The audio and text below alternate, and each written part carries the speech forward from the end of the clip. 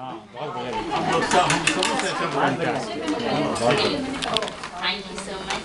मेरा नाम नीचा है और जैसा कि आप सबको पता है कि साहित्य में हिंदी हो या अंग्रेज़ी हो मेरी रुचि हमेशा से रही है।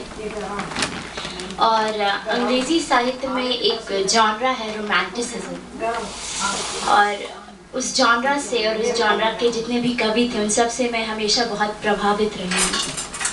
और उनका ये दृष्टिकोण है, उनका ये कहना है कि कवि को वो बहुत ऊंचे दर्जे पे रखते हैं। उनके हिसाब से कवि मसीहा है, कवि में ईश्वर की शक्ति बसती है, वो ईश्वर का स्वरूप है।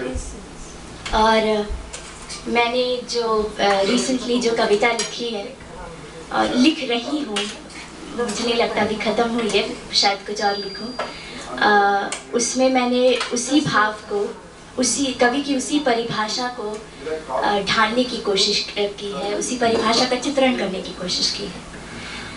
तो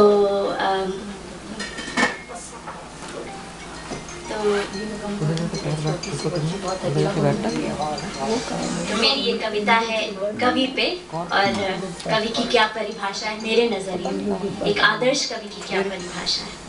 भाग जाएंगे तो हम डिस्क्वालीफाइड हो जाएंगे। भैया इसको कॉमन रखना थोड़ा।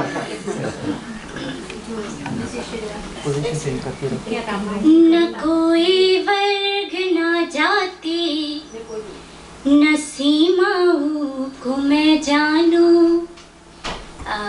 कवि जो है वो कोई भी जाति भेदभाव वर्ग से परे होता है मेरे नज़रिए में। न कोई वर्ग न जाति न सीमाओं को मैं जानूं। गगन की छत तले फैली धरा को अपना घर मानूं। रखा क्या नाम में मेरे, रखा क्या नाम में तेरे, रखा क्या नाम में मेरे, रखा क्या नाम में तेरे। सदाएं दिल की सुन के ही मैं खुशबू रूह की पहचानूं। सदाएं दिल की सुन के ही मैं खुशबू रूह की पहचानूं। न कोई वर्ग न जाति न सीमाओं को मैं जानूं। और ये तो कहने को जीवन की, इंसान के जीवन की एक ही परिभाषा होती है, सार्वजनिक होता है, लेकिन मेरा कहना है कि कवि जो है उसका दृष्टिकोण जीवन की तरफ जो उसका अप्रोच होता है, उसका नज़रिया होता है, वो बाकी सब से हट कर होता है। हम सब जीवन को एक डायमेंशन में देखते हैं, पर कवि जीवन की गहराई को समझता है, उसके हर पहलू को समझता है, परखता है और उसे व्यक्त करता है अपनी कविता में एक अनोखे अंदाज में। कभी सीने में सागर है, कभी आँखों में पानी है। कभी सीने में सागर है, कभी आँखों में पानी है। समय के बाढ़ पे पहलू बदलती जिंदगानी है। कहे तू एक ही चेहरा है तेरे और मेरे जीवन का, मगर मेरी कलम बोले अलग अपनी कहानी है। तेरे पलकों के साए में लगे जो शीशे का पन्ना, तेरी पलकों के साए में लगे जो शीशे का पन्ना, वही जीवन मेरी नजरों में आईना रूहानी रूहानी है, वही जीवन मेरी नजरों में आईना रूहानी है।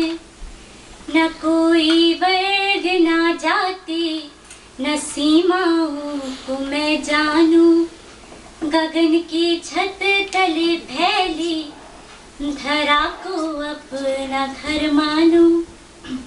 और फिर से मैं याद दिला दूं कि मैंने रोमांटिक नोशन जो होता है कवि का, पोएट का, पोट्री का, उसे व्यक्त करने की कोशिश की है। और रोमांटिक्स का कहना था कि प्रकृति में, नेचर में वो ईश्वर का रूप देखते थे, और जो कवि होता है वो उसी प्रकृति का एक्सटेंशन है, वो उसी प्रकृति का स्वरूप है। तो अगर एक पंक्ति में इसका सारांश इसे बांटने की कोशिश की जाए तो वो ये है कि प्रकृति ईश्वर है, प्रकृति दिव्य है, प्रकृति दैविक शक्ति है, और कवि प्रकृति है, अर्थात कवि ही दिव्य है। और कवि इसी प्राकृतिक शक्ति से, इसी दिव्य शक्ति से प्रेरणा लेता है कविता लिखने की। तो अगली कुछ पंक्तियां। जो धुन कुदरत के छींटों में परस्पर मुस्कुराती है, जो धुन कुदरत के छींटों में परस्पर मुस्कुराती है, वो मेरी कल्पनाओं को दुआ बनकर सजाती है, वो मेरी कल्पनाओं को दुआ बनकर सजाती है। समुंदर की लचीली लट है उलझी इस हथेली में, पवन भी मेरे माथे पे तिलक सा खींच जाती है। बहुत सुंदर। हरी और नीली लहरों का ये दुनिया देव संगम है, हरी और नीली लहरों का ये दुनिया देव संगम है। मैं इसमें डूब जाता हूँ, ये मुझ में डूब जाती है। मैं इसमें डूब जाता हूँ, ये मुझ में डूब जाती है।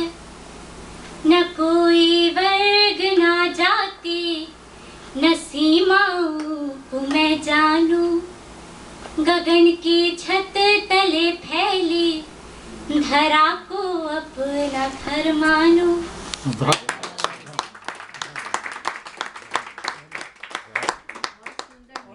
आप सुनिए, आप पास कीजिए।